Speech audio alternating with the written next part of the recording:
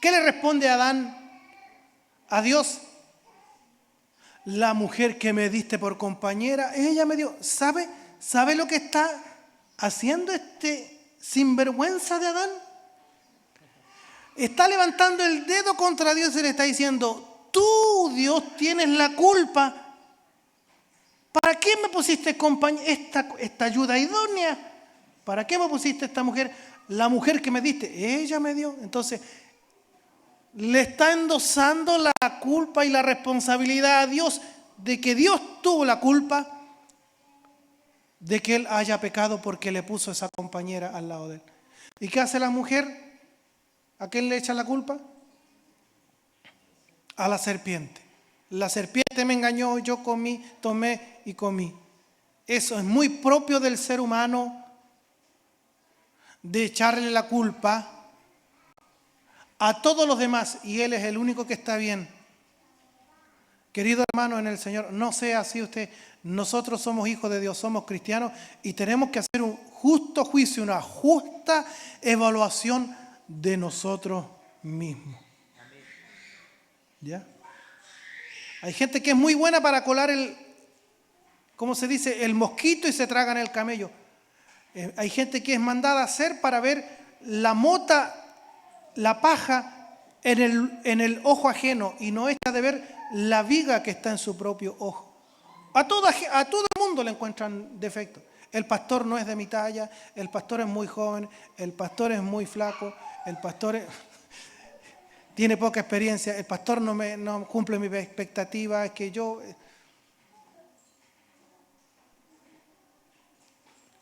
Entonces estamos viendo siempre la mota en el ojo ajeno y no echamos de ver nuestros propios errores.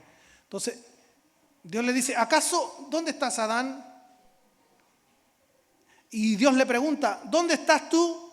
Dios sabía, es una pregunta retórica. Dios sabe, porque dice el salmista: ¿de dónde me huiré de tu presencia? ¿A dónde me esconderé de tu Santo Espíritu? Si me remontare a esa altura, allí estás tú. Si en la profundidad hiciera mi nido o me escondiera, allá tu Santo Espíritu está. La presencia de Dios lo llena todo. Entonces cuando Dios le pregunta a Adán: ¿dónde estás tú? Él sabía dónde está, pero quería que Adán le respondiera: tuve miedo. ¿Por qué tuvo miedo? Porque ya había pecado. Tomé del fruto y comí.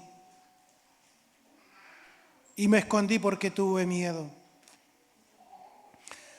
Hasta ese instante, el hombre, la mujer, había vivido en una armonía rica, exquisita con Dios, el Padre, dueño y sustentador de todas las cosas. Y de ahí en adelante vemos al hombre huyendo de Dios, escondiéndose del rostro de Dios. Como dice, aquí voy a tomar palabras prestadas de un hermano pastor que está en la presencia del Señor. A lo mejor usted lo conoció, no creo en persona, pero digamos en forma virtual, el hermano R.C. Sproul. Nosotros ahora vivimos coram Deo, de cara a Dios. Hemos recuperado por Cristo. Me estoy adelantando, pero de un cambio de frase a otra, me estoy adelantando a lo último del mensaje. No es que esté terminando. Pero ahora nosotros por Cristo vivimos de cara a Dios, recuperando ese privilegio, esa bendición que tenía Adán y Eva en el huerto del Edén. Porque cuando comen del fruto prohibido, ellos lo único que hacen es esconderse de Dios. Y el pecado les impedía volverse ahora y a tener una relación con Dios el Padre.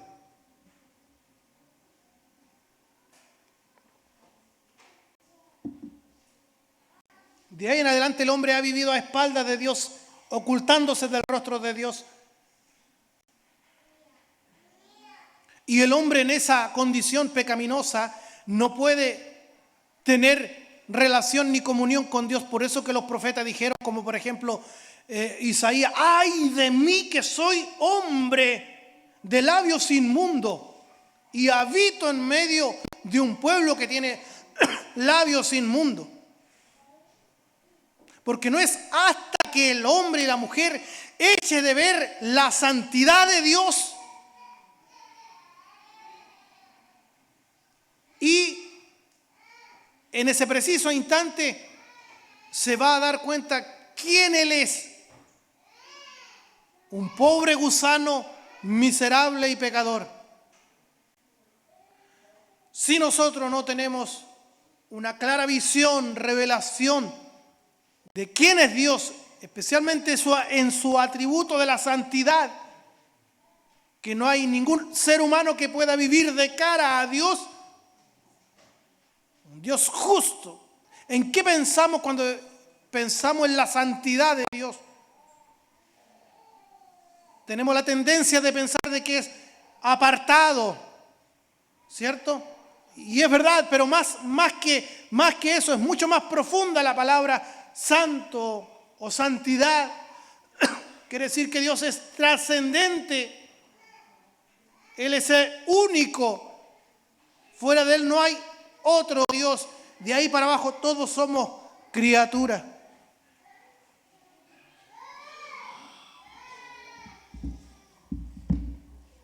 Estamos viendo los oficios de nuestro Señor Jesucristo, como es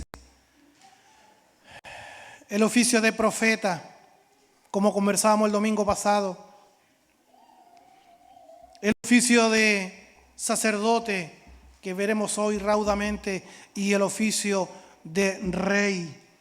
El último privilegio que nombra que los judíos habían menospreciado es precisamente a la persona de nuestro Señor y Salvador Jesucristo, porque este es el contexto inmediato que tiene en mente y lo demuestra en su pluma el apóstol Pablo. Sus hermanos, los judíos, parientes en cuanto a la carne, dice que él tiene gran tristeza y profundo dolor en su corazón por mis hermanos, mis parientes en la carne, porque deseara yo mismo ser anatema, separado de Dios por amor a ellos. Pero alguien podría decir: pero ¿por qué, Pablo, te afliges tanto si tú has dicho que Dios es soberano y que Él escoge y Él elige y Él predestina? Y eso es indesmentible y nadie va a entrar allí al grupo, a la fila de los redimidos. Precisamente una cosa no quita la otra. Es verdad la doctrina de la elección de Dios, pero también es verdad la doctrina de la responsabilidad del hombre. Dios es el que escoge, Dios es el que elige, Dios es el que predestina. El Evangelio es invención de Dios, viene del cielo mismo. Es un plan de Dios. El Señor Jesucristo lo ejecuta, muere en el altar de la cruz por los redimidos, por los señalados, por los escogidos, por los predestinados, que pasa a ser la novia del Cordero, el pueblo que Dios el Padre le regala a Él. Él lo lleva a cabo y el Espíritu Santo ahora está aplicando esa obra en nuestros corazones, en las arras de nuestra herencia, hasta la adquisición de la posesión adquirida en el día final. Tenemos ese sello que pertenecemos a Dios. Pero por otro lado también está la responsabilidad del hombre, que así como Él ha inventado el Evangelio, nuestro Dios ha dejado la fórmula como los escogidos de Dios van a llegar al reino, y no es otra la fórmula que la predicación del Evangelio. Es la locura, por la locura, como dice 1 Corintios, por la locura de la predicación del Evangelio, que llegarán los que están señalados. Ni usted ni yo tenemos o conocemos los que están señalados por Dios, escogidos o predestinados. Por eso tenemos que predicarle a todo el mundo. Como dijo un varón: yo hago cuenta de que todos están predestinados. Yo sé que no están todos predestinados, pero yo hago cuenta que todos están predestinados y les voy predicando el Evangelio a todos. Si vienen a Cristo en arrepentimiento y fe, eso quiere decir que era señalado por Dios. Dios lo había escogido desde antes de la fundación del mundo. Si el hombre escucha y pasa como Fuimos testigos en la calle de arriba hoy en el punto de prédica. ¿Se dieron cuenta? Yo no puedo decir, ese joven, ese varón, porque nos hicieron una mueca o nos hicieron un desprecio, es hijo del infierno. No, porque a lo mejor usted muchas veces se rió de los evangélicos. A ver, levante la mano. ¿Ve? La pastorita se reía de los evangélicos. Mira, Carlito Díaz, ¿quién lo diría con esa carita de ángel? ¿Usted se reía del evangélico? Amén. Y mire dónde lo tiene el Señor aquí. Con terno y corbata más encima. Sí, no podemos. Mi pastor Manuel, que decía, él odiaba a los evangélicos, no quería ser evangélico.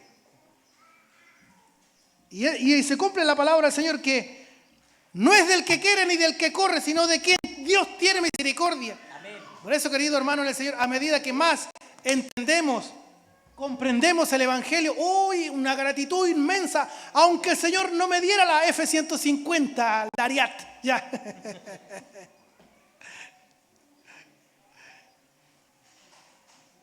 Me dieron una Chevrolet Luz nomás, del año 79. No por eso voy a vivir amargado, no, por favor. Si la realidad nuestra ya cambió mucho tiempo. Amén. Estábamos inscritos en el libro de la vida. Somos más que privilegiados. ¿Sabía usted que esto es mucho más? En Estados Unidos hay una historia de un varón, no sé si es verídica o no.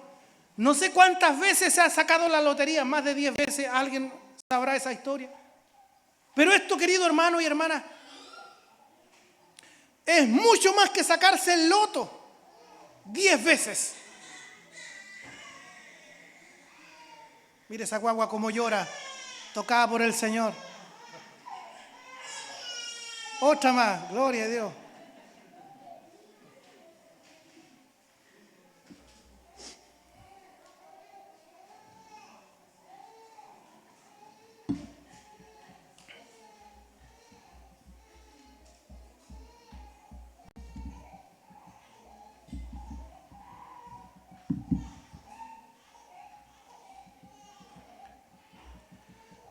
El pueblo de Israel, qué duda cabe que eran un pueblo bendecido, aun cuando sabemos ya que no todo el que desciende de Israel es israelita, sino que en Isaac te será llamada descendencia. No todo el israelita per se o por ser israelita tiene el cielo asegurado. La fórmula es la misma. El que no crea en Cristo ya ha sido condenado. El que rehúsa creer en el Hijo de Dios no verá la vida, va a condenación. Hay un solo sacrificio, hay un solo mediador entre Dios y los hombres, Jesucristo hombre. Así como hay un número de los gentiles que está escogido y llegará hasta el último, así hay un grupo de judíos, de israelitas, escogido por gracia. Y el apóstol Pablo dice que él tenía un profundo dolor, profunda tristeza y gran dolor en su corazón. Él deseara ser anatema por amor a sus hermanos porque habían tenido tantos privilegios. Se le dio a ellos la ley. Ellos tenían que ser una raza especial de sacerdotes, mostrarle al mundo entero de que ellos servían al único Dios vivo y verdadero, y ellos tenían que evangelizar. Y eso también lo recibió primariamente. Adán tenía que expandir el Edén hasta que paulatinamente todo el mundo llegara a ser un Edén. Dios lo puso como un virrey. Todo eso falló, fallaron ellos también. Y el domingo pasado hablábamos de Isaías capítulo 5. Este canto que Isaías canta a la viña que es Israel y dice que le había hecho de todo, la había plantado, la había despedregado. Había plantado en ella una torre, un lagar. Esperaba que diese uvas dulces e Israel había dado uvas agrias, ácidas, aun cuando las cepas, Abraham, Isaac y Jacob eran vid escogida. Y hablábamos que el Señor Jesucristo es la verdadera vid verdadera, valga la redundancia. Cristo es la vid verdadera. Entonces Cristo es en griego el Mesías, que quiere decir ungido. Y es, ¿por qué tiene que venir nuestro Señor Jesucristo? Y aparece en nuestras vidas, porque nosotros estamos imposibilitados, incapacitados para volver nuestra faz, para volver nuestra cara, para mirar a Dios, para tener una comunión con Él. Eso es imposible. Mire, Dios echa al hombre, a la mujer del huerto del Edén, pone una espada desenvainada revolviéndose, al ángel allí cuidando el camino de regreso al árbol de la vida, al Edén, dando a entender de que era imposible que el hombre por sus propios medios pudiera volverse a Dios, vivir de cara a Dios. Por eso que nuestro Señor Jesucristo es el mediador. Hoy veremos a grandes rasgos el oficio sacerdotal o sumo sacerdotal de nuestro Señor Jesucristo. 1 Timoteo capítulo 2, verso 5 dice que hay un solo Dios y asimismo un mediador. No uno, no dos, no tres. No hay una co-mediadora, no hay una co-redentora. Pero es que la mamá de Dios, María, es la mamita, sin pecado concebida. No dice, hay un solo mediador. ¿Dice eso en su Biblia? Hay un solo Dios y asimismo un mediador entre Dios y los hombres, Jesucristo hombre. Dentro de los oficios de nuestro Señor Jesucristo, completas labor y oficio de mediador, como es profeta, sacerdote y rey. El profeta parte o actúa desde Dios hacia el hombre.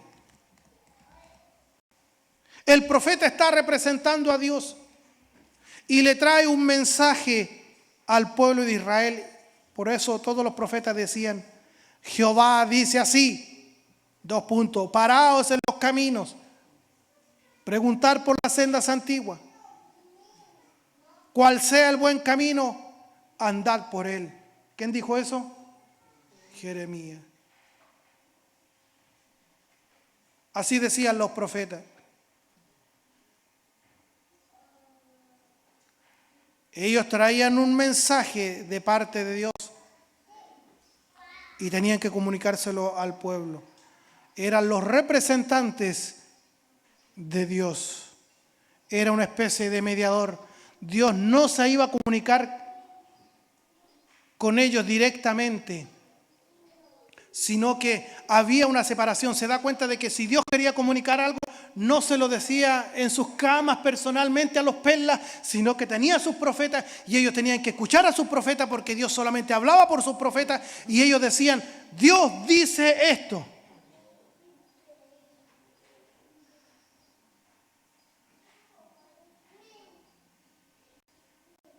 Venid luego, dice Jehová, y estemos a cuenta. Si vuestros pecados fueren como la grana, como la nieve serán emblanquecidos. Si fueren rojos como el carmesí, vendrán a ser como la blanca lana. Si quisierais y oyerais y comeréis del bien de la tierra.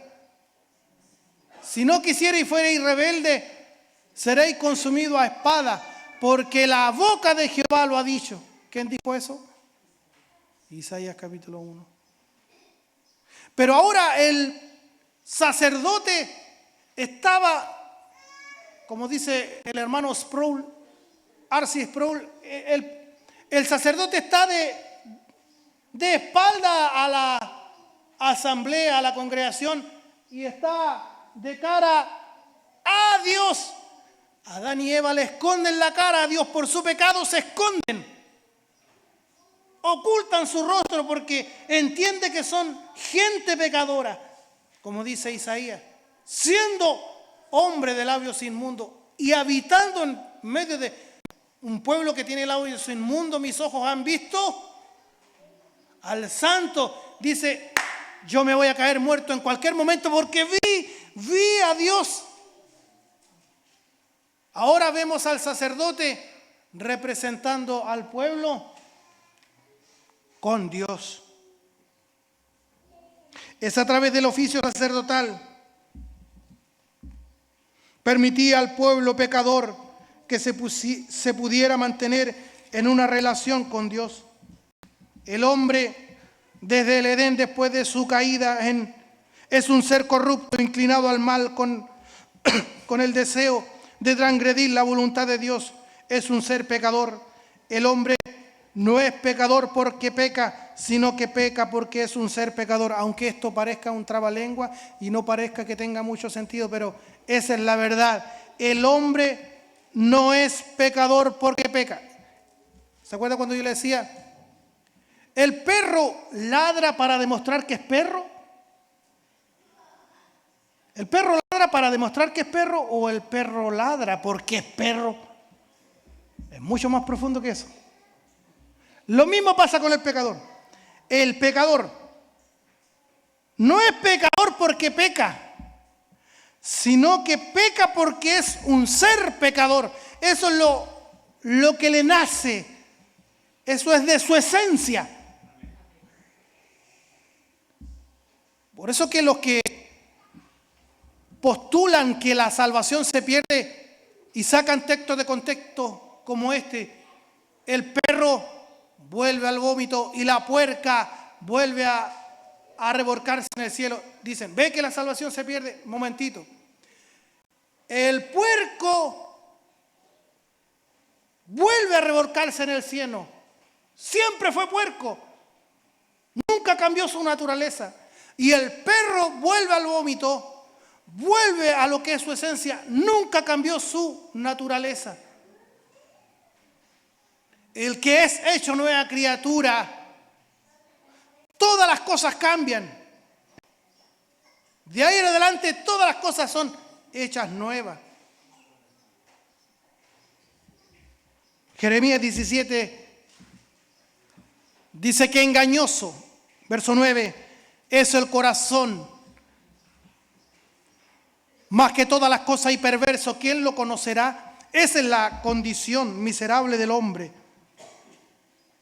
Hace que no puede estar en la presencia de Dios, y esto porque Dios es santo. El hombre, nadie, la mujer, nadie puede estar en la presencia de Dios, porque Dios es un Dios santo y nosotros somos por esencia pecadores.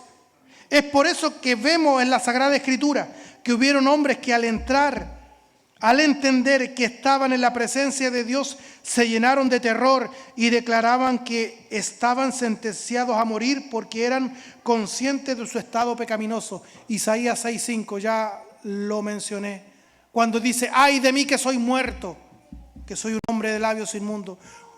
Como Pedro le dice al Señor Jesucristo, apártate de mí, Señor, porque soy hombre pecador. Esta incapacidad del hombre de estar delante de la presencia de Dios es la que viene Cristo como el mediador a subsanar mediante su oficio sacerdotal. Tiene que haber una relación, tiene que haber una mediación, quiero decir. Nosotros, por sí mismos, no podemos relacionarnos con Dios sino y única y exclusivamente a través de un mediador. Estamos viendo el oficio sacerdotal de nuestro Señor Jesucristo. Y es a través de esta mediación que tenemos que relacionarnos con Dios el Padre. La función del oficio sacerdotal es reconciliar a los hombres con Dios.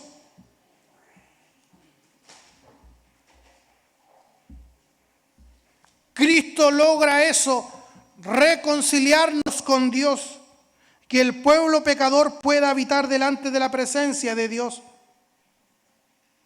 En la historia de la redención se profetizó de la llegada a través de los profetas, de el profeta, porque todos los profetas eran sombra pálida del verdadero profeta que tenía que venir. Todos los profetas hablaban no por su propia cuenta, no de su parte, como decimos nosotros los chilenos, no de su cosecha, sino que los profetas decían, así dice Dios. Y cuando un rey, Balac, quiso pagarle a Balaam para que maldijera al pueblo, Balaam no pudo maldecir al pueblo, sino que lo bendijo. Así el profeta, Cristo, no vino a hablar sus propias palabras, sino que él dice, yo vengo a hablar y a hacer todo lo que el Padre me mandó. Yo no hablo de mi propia voluntad.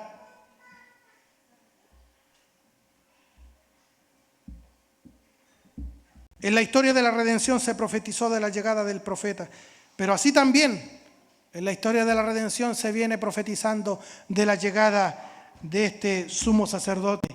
Aarón era una pálida figura o sombra de lo que sería el verdadero sumo sacerdote. Génesis 3:7 dice que Adán y Eva cosieron hojas de higuera para tapar su desnudez. A eso optó, y eso a lo máximo que podía aspirar Adán y Eva, a coser hojas de higuera. ¿Quién conoce los higos, las brevas? ¿Quién conoce las higueras? ¿Quién conoce las hojas de las higueras? ¿Quién se ha hecho masaje con hoja de higuera? ¿Quién se ha pasado una hoja de higuera por su cara? ¿Cuál es la característica de esa hoja? Que son ásperas. Parece que tienen microespinitas y que llegan a dar urticaria, ¿cierto?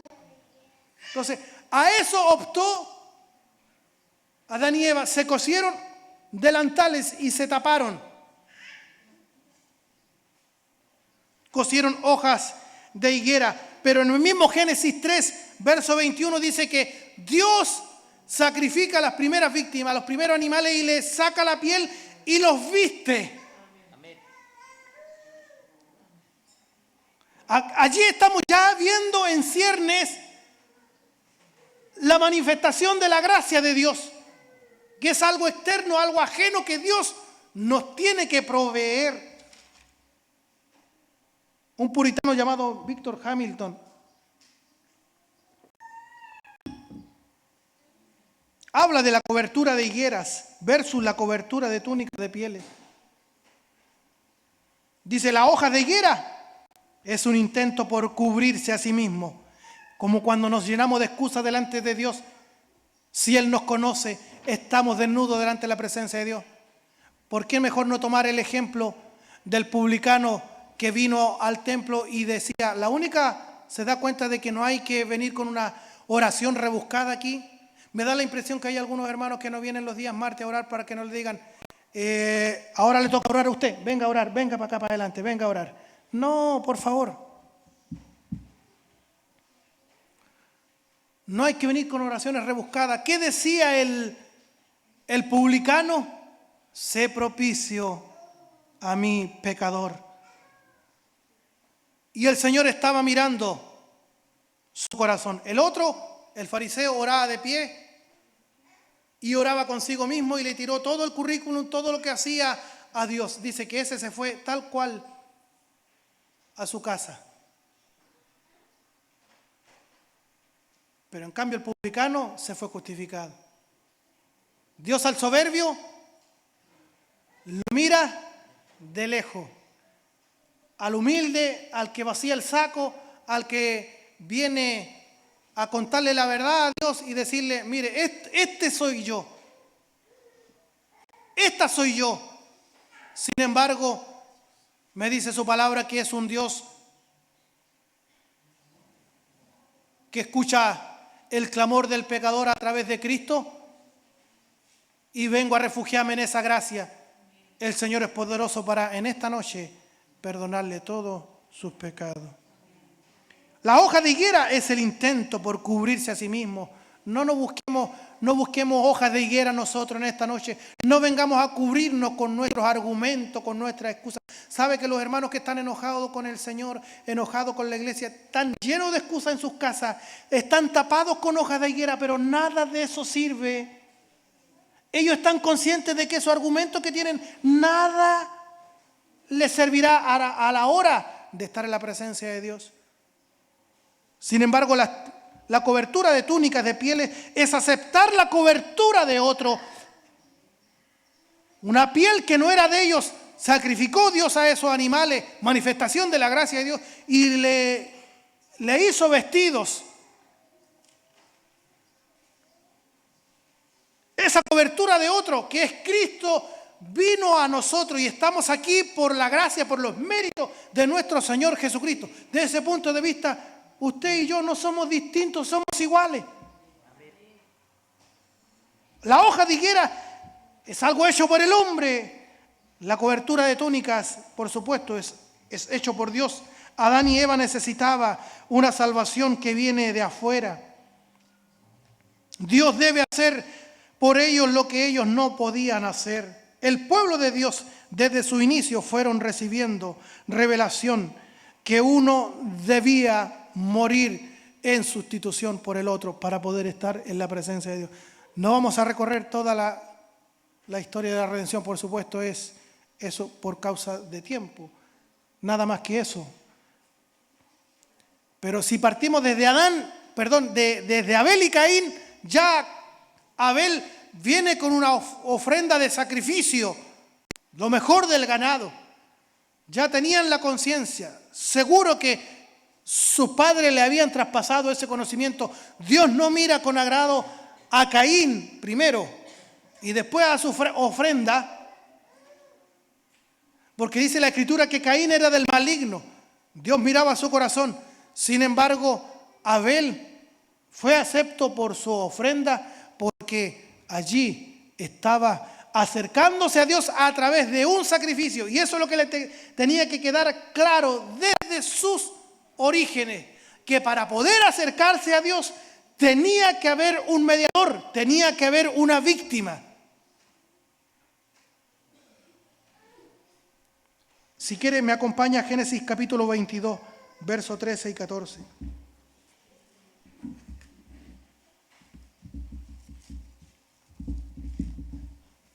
Génesis 22. ¿Qué pasa allí? Abraham va a cumplir lo que le había pedido Dios, que sacrificara a su hijo Isaac.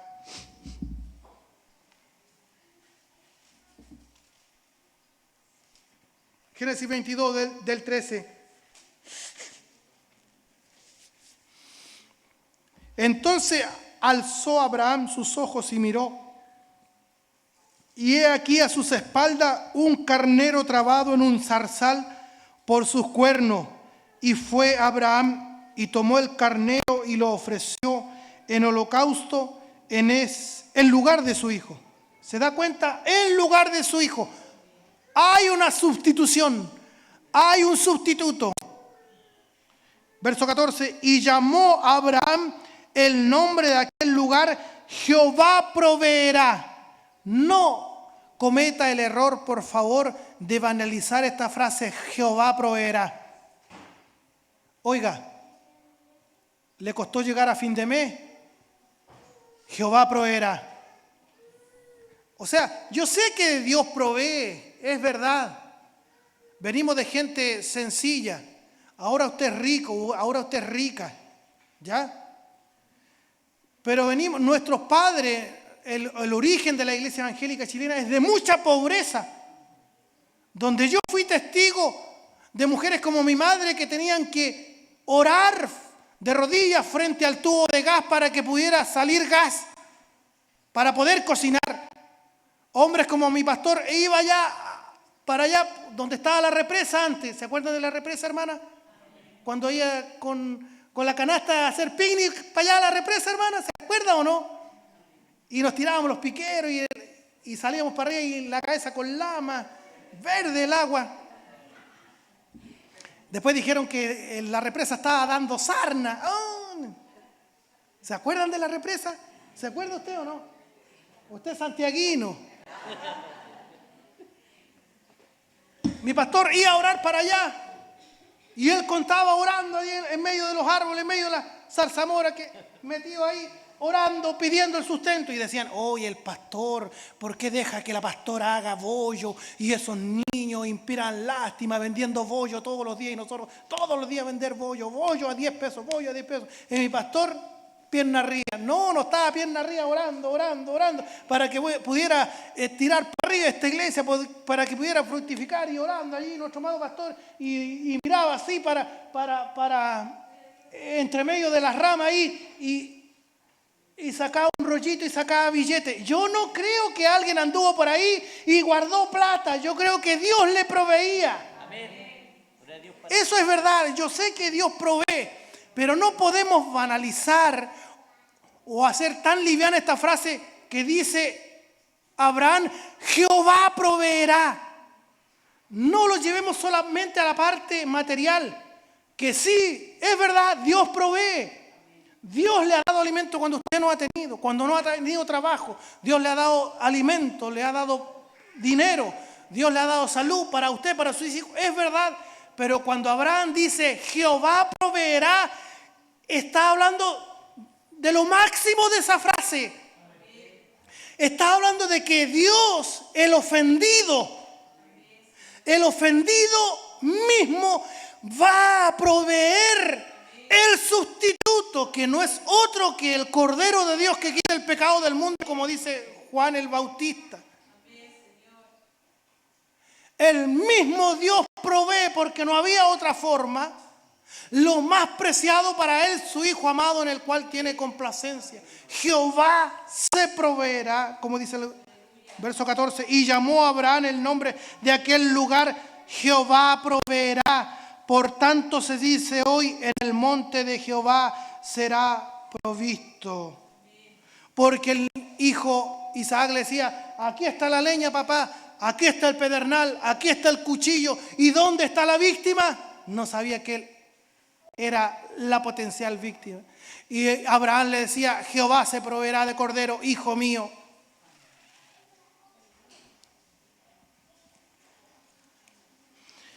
Vamos por favor a Juan 8:56. Porque el Señor Jesucristo le recuerda a los fariseos este pasaje de Abraham. Juan 8:56.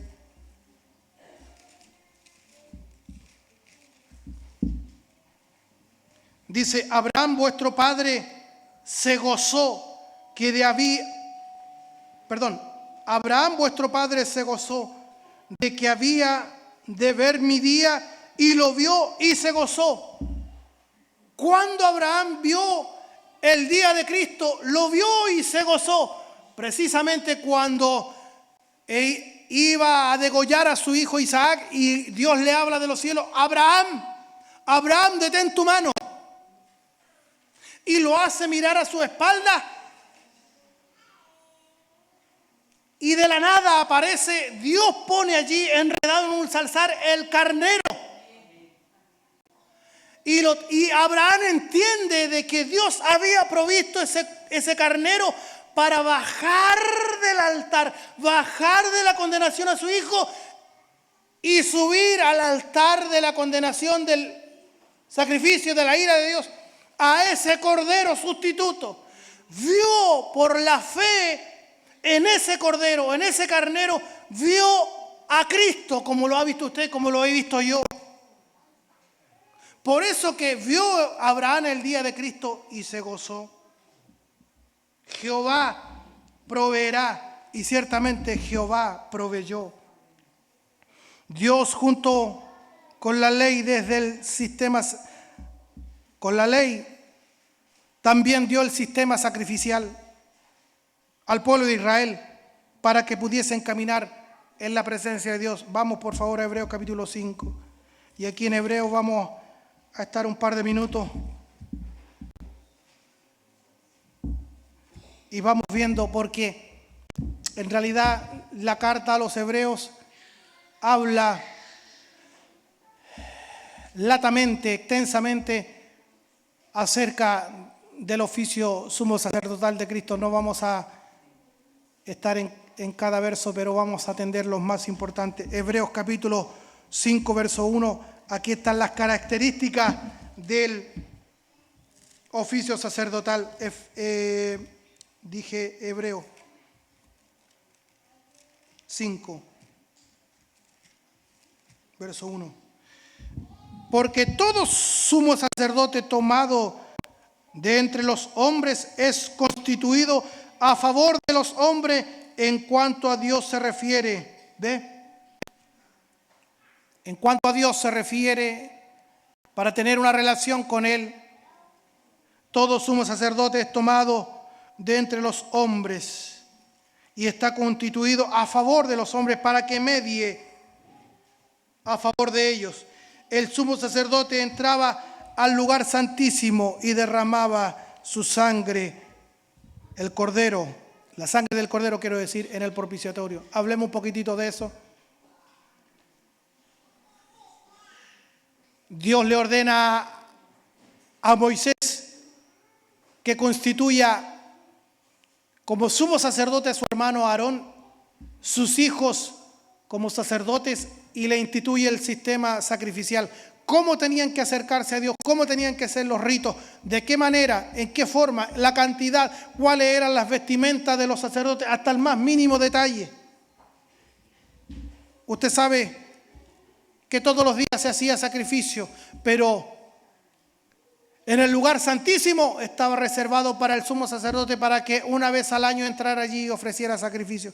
Primeramente el sumo sacerdote tenía que ofrecer sacrificio por él mismo, porque el sumo sacerdote también era un hombre pecador. Se tomaban dos víctimas, un cordero o un carnero. Al cordero que se sacrificaba entraba con esa sangre que se rociaba él, su familia, el pueblo, y entraba una vez al año al lugar santísimo y derramaba sangre en una pieza que se llama propiciatorio. Cuando decimos que Cristo ha sido nuestra propiciación, querido hermano, profesor, profesora, ¿le ha explicado usted a sus alumnos qué significa cuando encontramos palabras como salvación, como justificación, como redención, como propiciación? ¿Le explica a usted qué es lo que significa eso? Yo no le puedo decir, Cristo ha sido nuestra propiciación. ¿Qué significa propiciación, pastor? Eso mismo, los de Juan de mismo, ¿cierto? Como habían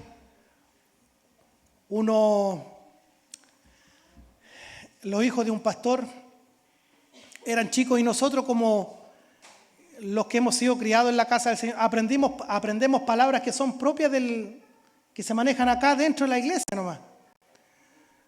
Entonces,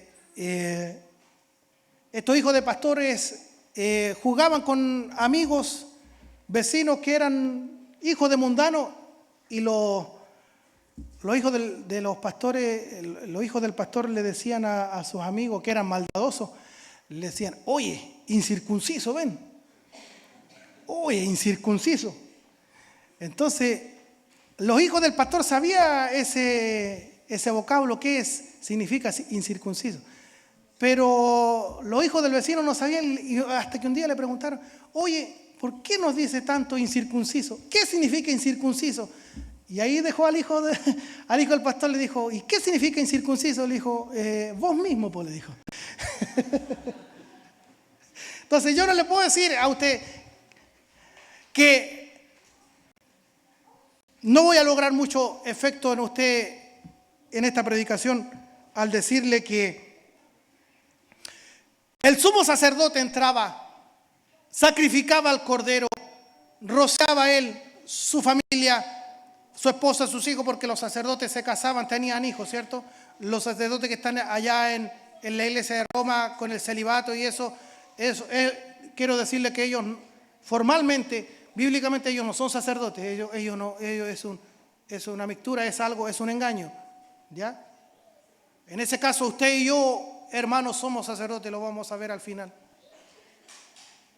Rociaba al pueblo y entraba con esa sangre del cordero y dejaba caer la sangre sobre esta pieza que se llamaba propiciatorio. ¿Qué significa propiciatorio? Querido hermano, el Señor era una cubierta hecha de madera de acacia, de madera noble, cubierta en oro, que era una especie de tapa que se ponía sobre el arca del pacto, que el arca del pacto representa la presencia de Dios con los querubines, custodiándola allí, que no, con dos se cubrían los pies, con dos se cubrían los ojos y con dos volaban. Y estos querubines que decían santo, santo, santo, y custodiaban allí el arca del pacto, que habían 3 elementos que usted ya sabe qué son. Las tablas de la ley, los 10 mandamientos, el maná y la vara de Aarón que reverdeció. Todos esos elementos apuntan a Cristo. Sobre el arca del pacto estaba esta tapa llamada propiciatorio, y derramaba allí el sumo sacerdote una vez al año la sangre del cordero inocente, macho perfecto, sin tacha alguna, sin defecto alguno, de lo mejor del rebaño. La palabra propiciatorio, propiciación, quiere decir aplacar, apaciguar la ira de Dios. Y eso es muy decidor. Hoy día escuchaba en la clase de los jóvenes y señoritas. Allí apareció esta idea que Dios también puede airarse, porque si decimos que nos gusta solamente el atributo del amor de Dios, amor, amor, amor, amor, amor. Claro, Dios es amor, pero no solamente tiene ese atributo, porque si no hacemos esa idea de Dios en nuestra cabecita, no tenemos la idea de Dios, el Dios de la Biblia, sino que tenemos la idea de un ídolo, del Dios que nosotros nos hemos creado. Dios también puede airarse. Es más, dice la palabra del Señor en los Salmos 11:7, que Dios está airado con el impío, con el pecador, todos los días. Entonces entraba el sumo sacerdote con la sangre del cordero y rociaba la sangre encima del propiciatorio,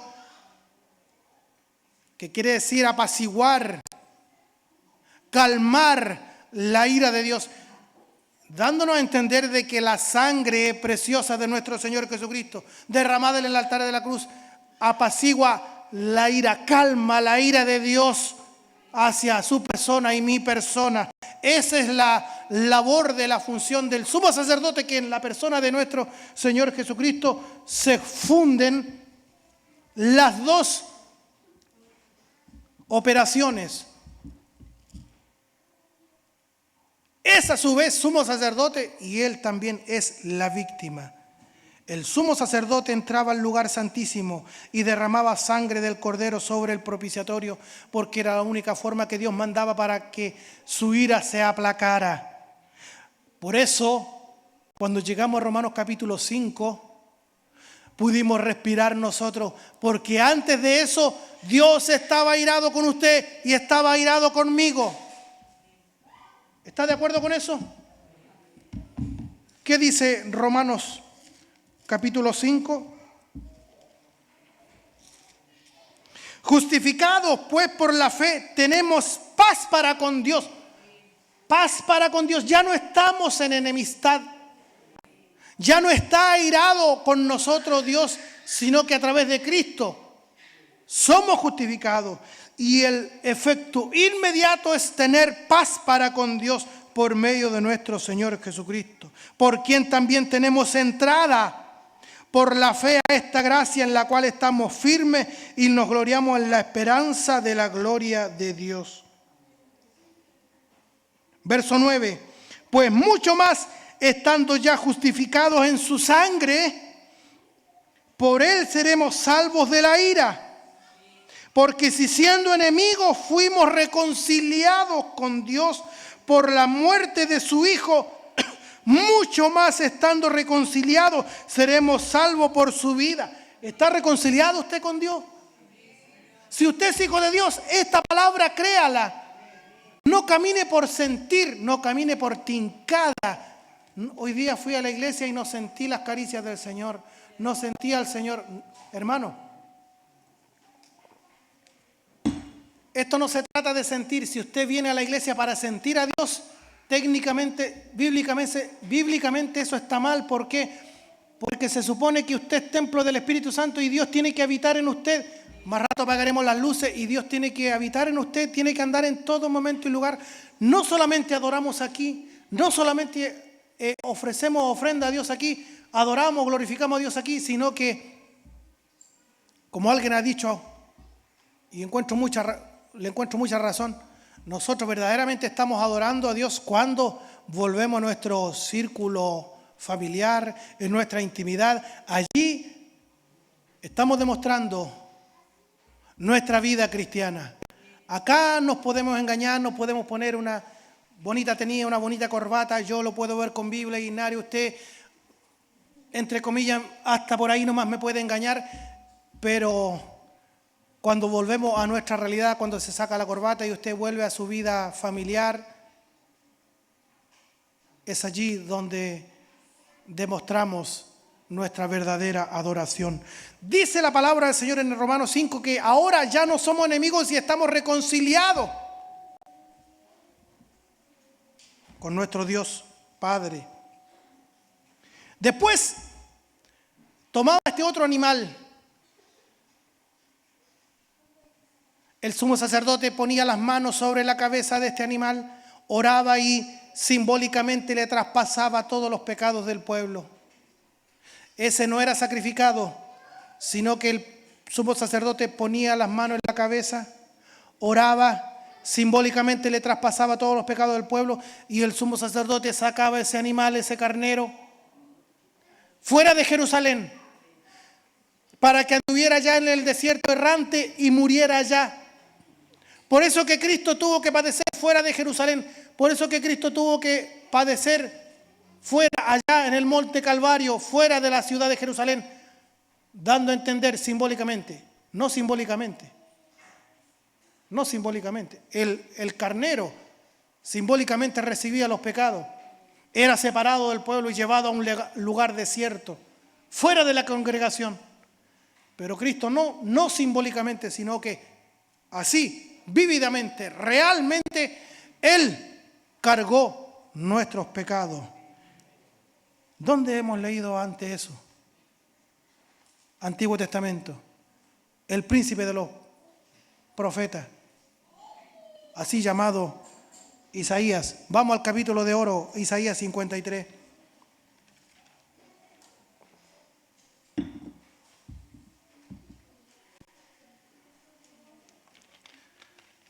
Aquí Isaías está viendo la cruz de Cristo, nuestro sustituto, nuestro mediador. Nosotros no podíamos levantar ni siquiera un dedo, pedirle nada a Dios, porque nuestra naturaleza pecaminosa carnal, nuestro pecado nos impide.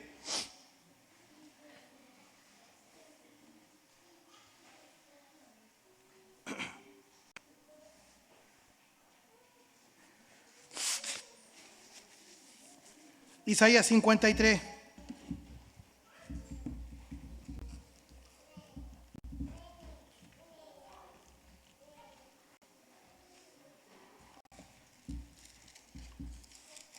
Del 4. Ciertamente llevó Él, Cristo, nuestras enfermedades y sufrió nuestros dolores. Y nosotros le tuvimos por azotado, por herido de Dios y abatido. Mas Él, herido fue por nuestras rebeliones. ¿Se da cuenta que hay una sustitución? ¿Por quién fue herido? Por nuestros pecados, por nuestras rebeliones. Molido por nuestros pecados. Si anda con un lápiz rojo, encierre por favor todas las veces que dice nuestras, nuestro, y se va a sorprender. Ciertamente Él llevó nuestras enfermedades y sufrió nuestros dolores, y nosotros le tuvimos por azotado, por herido de Dios y abatido. Mas Él herido fue por nuestras rebeliones, molido por nuestros pecados. El castigo de nuestra paz fue sobre Él, y por su llaga fuimos nosotros curados. Todos nosotros, se incluye Isaías, todos nosotros, por muy compuestito que se vea usted en esta noche, pero mira lo que dice la palabra del Señor. Todos nosotros nos descarriamos, como ovejas cada cual se apartó por su camino. Mas Jehová cargó en Él, ¿en quién? En el siervo sufriente, Cristo el Señor. ¿Quién cargó a Cristo con nuestro pecado, Dios el Padre carga el pecado, el ofendido, allanando nuestro camino para volver de regreso a Él. Mas Jehová cargó en Él el pecado de todos nosotros. Vamos a Hebreos 10.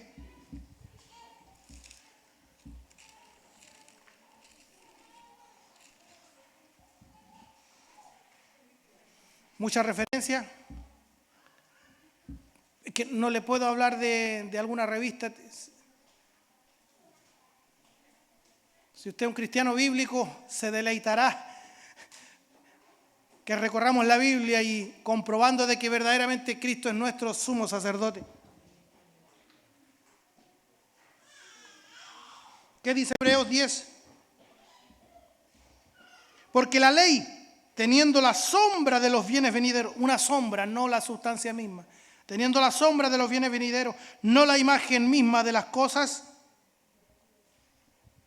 nunca puede, por los mismos sacrificios que se ofrecen continuamente cada año, hacer perfecto a los que se acercan. ¿Se da cuenta que adolece ya la ley de una ineficacia? Era una sombra de lo que iba a venir. Nunca puede, por los mismos sacrificios que se ofrecen continuamente cada año, hacer perfectos a los que se acercan. De otra manera cesarían de ofrecerse, pues los que tributan este culto, limpios una vez, no tendrían ya más conciencia de pecado. Pero en estos sacrificios cada año se hace memoria de los pecados, porque la sangre de los toros y de los machos cabríos no puede quitar los pecados. Esa es la imperfección de la ley sacrificial. Pero ¿qué dice más abajo el versículo 11?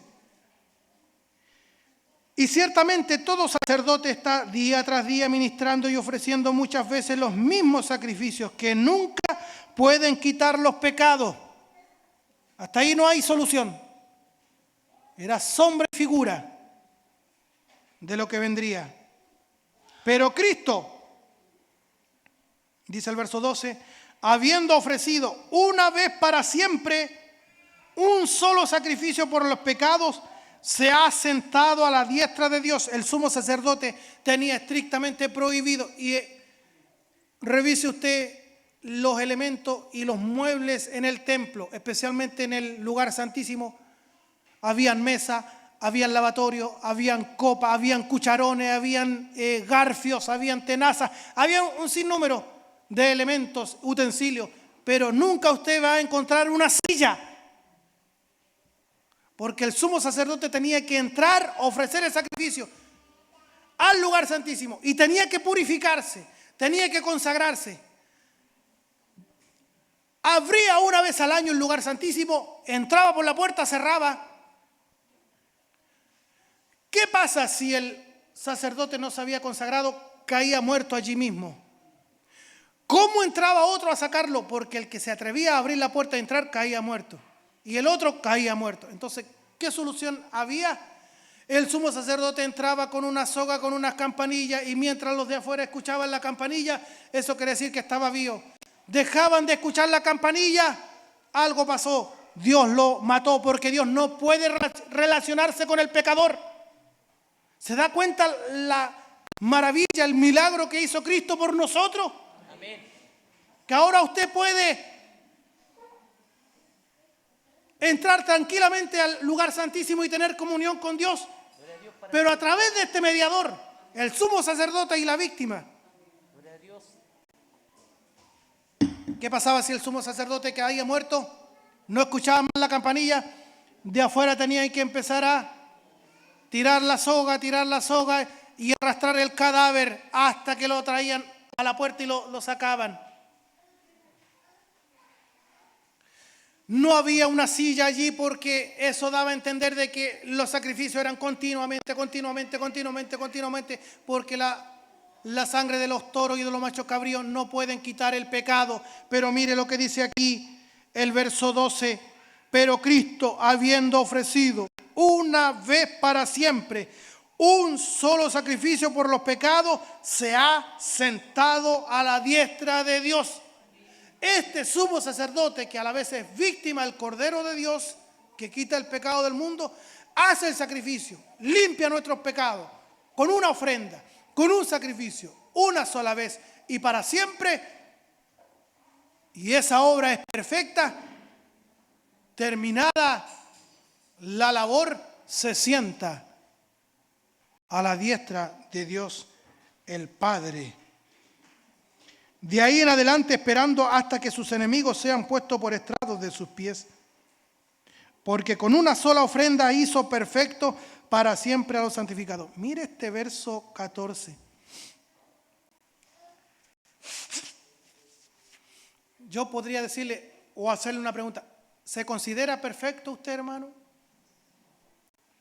O sea, si 90, 60, 90 no tengo, diría la hermana. Más que físicamente. ¿Ya? No solo somos una cara bonita, un cuerpo perfecto. Estoy hablando de algo subjetivo, ¿ya? Yo creo que tendría que ser muy soberbio, vanaglorioso el hermano que diga, sinceramente, pastor, mirándome bien, sinceramente, yo me encuentro perfecto, ¿sabe usted? Soy tan humilde, pero tan humilde, pero tan humilde, que si hicieran un concurso de humildad, me llevo el primer lugar. Con el hecho de estar hablando esa burrada, ¿cierto? Está demostrando que es todo menos humilde. O sea, entre nosotros, que nos salga de aquí. Pero está quedando grabado. ¿Se encuentra perfecto usted? No, no somos, ¿cierto? Pregúnteme usted a mí. ¿Usted, pastor, se encuentra perfecto? No lo somos, ¿cierto? Pero mire lo que dice acá el verso 14. Porque con una ofrenda hizo perfectos para siempre a los santificados. Gloria a Dios para siempre. Pero en Cristo, ¿se da cuenta? Por Él. En Cristo tenemos todas estas bendiciones. Y nos atestigua lo mismo el Espíritu Santo, porque después de haber dicho, este es el pacto que haré con ellos, después de aquellos días, dice el Señor, pondré mis leyes en sus corazones. Eso lo había dicho Jeremías, eso lo había dicho Ezequiel también.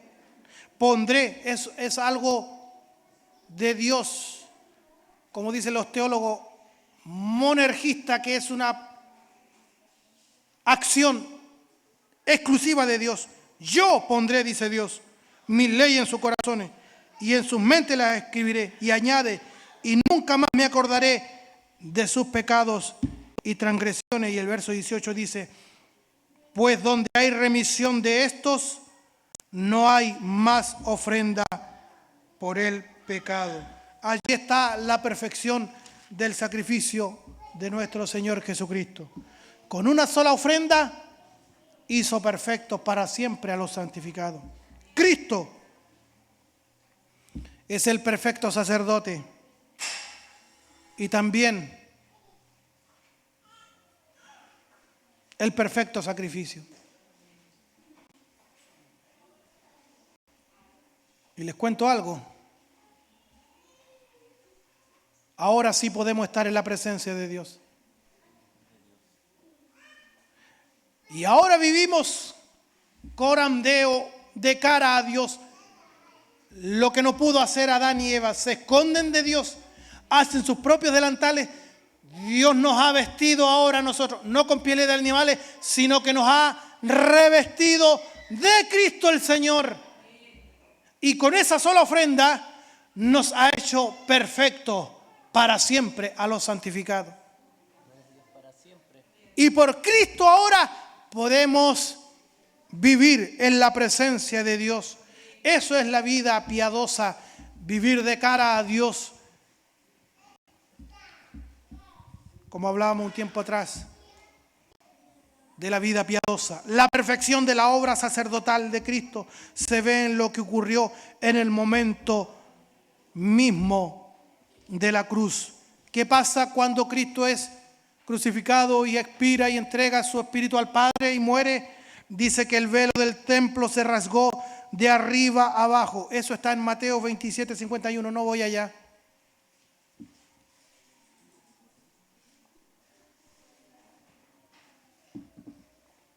Cuando Cristo muere, el velo del templo en Jerusalén se rasga de arriba abajo, no de abajo hacia arriba. Grábese esto. El velo del templo se rasga de arriba hacia abajo, porque si usted dice se rasgó de abajo hacia arriba, eso tiene una implicación importante teológicamente hablando. El velo del templo se rasga de arriba abajo porque todo lo que hemos deseado, añorado y esperado viene de arriba. El evangelio viene de arriba, la salvación viene de arriba, nuestra redención viene de arriba, ¿cierto? El sacrificio, el sumo sacerdote, todo viene de arriba. El templo se rasga de arriba abajo. Todo es por gracia, por misericordia de Dios. Eso está en Mateo 27, 51. El velo del templo se rasgó, dando a entender de que la pared divisoria, el obstáculo para poder tener comunión con Dios, se había eliminado. Si Cristo ya hizo la ofrenda y es acepta y es perfecta y es para siempre, entonces no tiene sentido de que el lugar santísimo esté cerrado. Si ya Cristo nos lo ha abierto, entonces podemos caminar en la presencia de Dios. ¿Qué dice Hebreos 10, 19?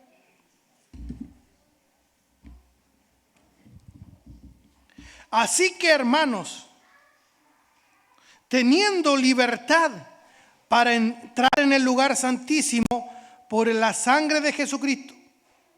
Tenemos la libertad de entrar al lugar santísimo porque cuando Cristo muere en la cruz el velo se rasga de arriba hacia abajo.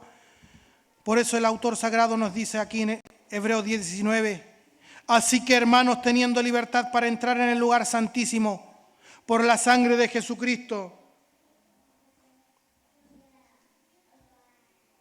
por el camino nuevo y vivo que Él nos abrió a través del velo, esto es de su carne. ¿Se da cuenta que tiene en mente el velo del templo? Pero aquí no dice el velo del templo, sino que el velo es su carne, teniendo un gran sacerdote sobre la casa de Dios. Acerquémonos con corazón sincero. ¿Qué hizo Adán y Eva? Se escondieron de Dios. Pero ahora por Cristo no nos debemos, no necesitamos escondernos de Dios. Todo lo contrario, acerquémonos a la presencia de Dios con corazón sincero, en plena certidumbre de fe, purificados los corazones de mala conciencia y lavados los cuerpos con agua pura. Mantengamos firme sin fluctuar la profesión de nuestra esperanza, porque fiel es el que prometió. Y considerémonos unos a otros para estimularnos al amor y a las buenas obras, no dejando de congregarnos como algunos tienen por costumbre, sino exhortándonos, y tanto más cuando veis que aquel día se acerca. Los hermanos puritanos decían, nuestra justificación tiene su sostén en la intercesión eterna de Cristo. Cristo intercede hoy, actualmente, en este preciso instante, intercede por nosotros. ¿Qué dice Romanos 8, 34? Acabamos de pasar por ahí. ¿Quién es el que condenará? Por eso el que duda de su salvación o tiene miedo de perder su salvación es porque ignora el oficio sumo sacerdotal de Cristo, su importancia y su eficacia. Nuestra salvación está segura en Dios, en Cristo. ¿Quién es el que condenará? Cristo es el que murió, más aún el que también resucitó, el que además está a la diestra de Dios, el que también intercede por nosotros. Cristo está sentado a la diestra de Dios, porque Cristo es Dios. Y no está en un trono como una figura decorativa allí, sino que actualmente y eternamente está a la diestra del Padre, intercediendo por nosotros, intercediendo por usted y por mí, como bien lo dice aquí Romanos 8:34, el que también resucitó, el que además está a la diestra de Dios, el que intercede por nosotros. Querido hermano, voy terminando. Es el mismo Verbo de Dios, es la segunda persona de la Trinidad, nuestro sumo sacerdote y la víctima a la vez, el Cordero de Dios, el que está sentado a la diestra de Dios y el que está intercediendo por usted y por mí. Esto no es algo menor. Él es el que está intercediendo por nosotros, nuestro mediador. ¿Qué dice Hebreos 7:25?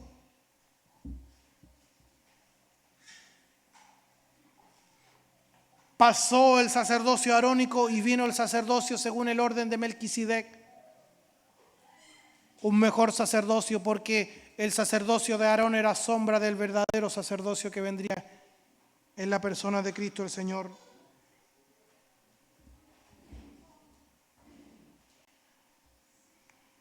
Y Hebreos 7 nos habla del sumo sacerdocio de Melquisedec.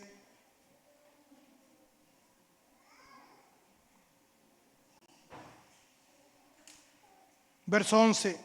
Si pues la perfección fuera por el sacerdocio levítico, porque bajo él recibió el pueblo la ley, ¿qué necesidad habría aún de que se levantase otro sacerdote según el orden de Melquisedec y que no fuese llamado según el orden de Aarón?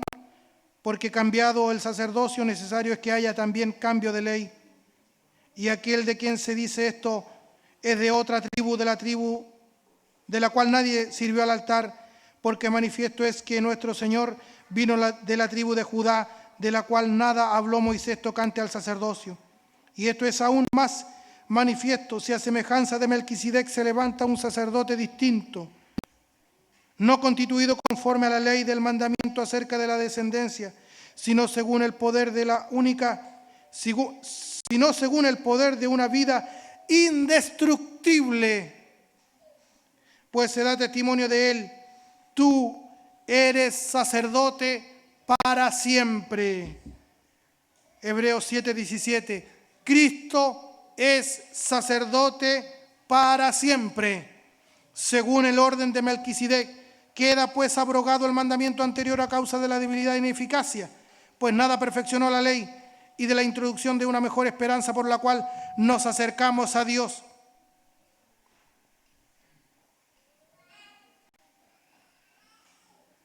Verso 21, juró el Señor y no se arrepentirá: tú eres sacerdote para siempre. Y sigue insistiendo en la misma idea, según el orden de Melquisedec.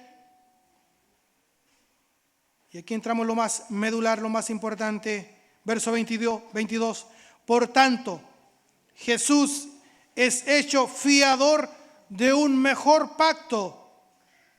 Y los otros sacerdotes llegaron a ser muchos, debido a que por la muerte no podían continuar. Mas este, por cuanto permanece para siempre, tiene un sacerdocio inmutable. Por favor, tome su lápiz rojo y encierre el verso 25, porque es sumamente importante. Por lo cual este sumo sacerdote, que su sacerdocio permanece para siempre, dice aquí, por lo cual puede también salvar perpetuamente a los que por él se acercan a Dios, viviendo siempre para interceder por ellos.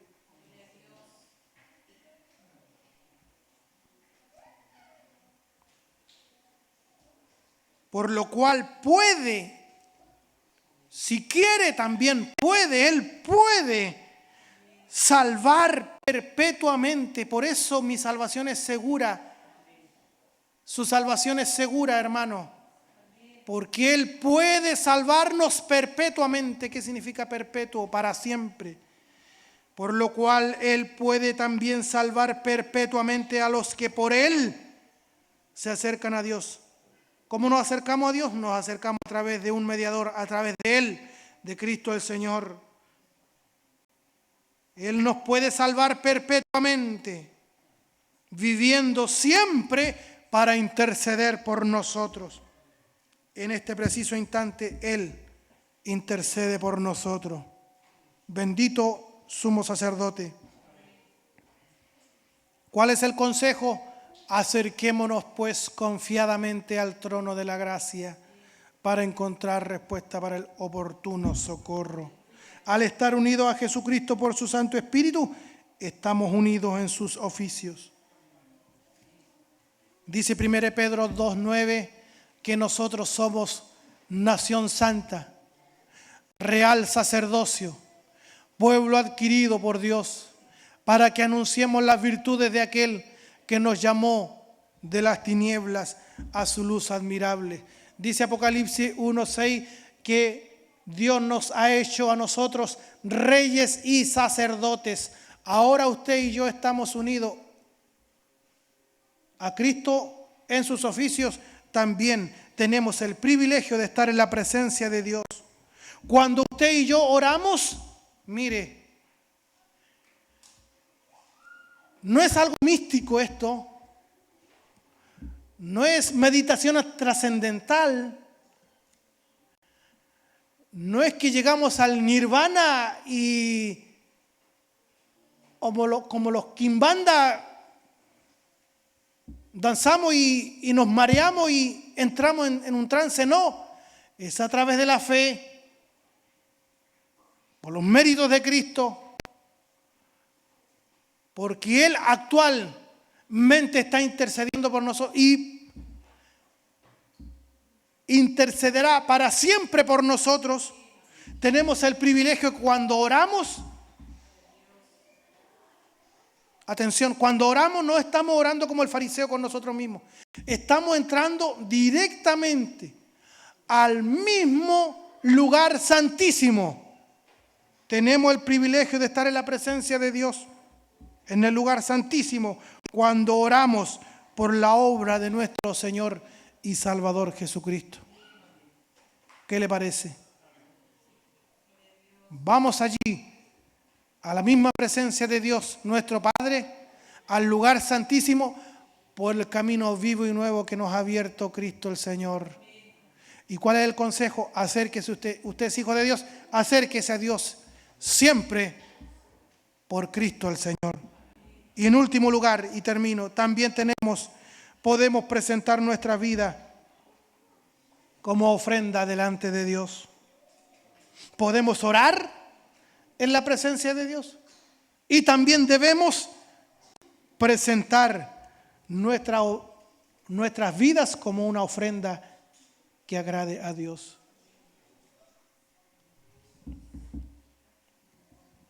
¿Sabe cuál es la manera lógica de vivir para Dios? Aguánteme la última referencia y terminamos. Romanos 12:1.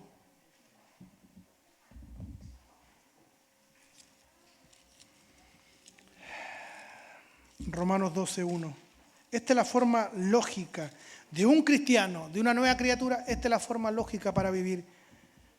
Romanos 12:1. Así que, hermanos, os ruego por las misericordias de Dios que presentéis vuestros cuerpos en sacrificio vivo, santo, agradable a Dios, que es vuestro culto racional. No os conforméis a este siglo, sino transformaos por medio de la renovación de vuestro entendimiento, para que comprobéis cuál sea la buena voluntad de Dios, agradable y perfecta. Dios bendiga su bendita y santa palabra. Ahora ni usted ni yo tenemos impedimento alguno para tener comunión con nuestro Dios el Padre, y a través de la oración, por los méritos de Cristo que intercede por nosotros, que está a la diestra de Dios el Padre, tener comunión con Él y pedirle lo que nosotros queramos, porque Cristo vino a subsanar y a remediar ese tremendo cisma y separación que quedó cuando Adán y Eva pecó. Y ya no andamos ocultándonos de Dios, sino que miramos como por un espejo la gloria de Dios en la faz de Jesucristo. Dios nos bendiga, querido hermano en el Señor. Les invito a que oremos a Dios. Agradezcamos al Señor por su bendita palabra de esta noche.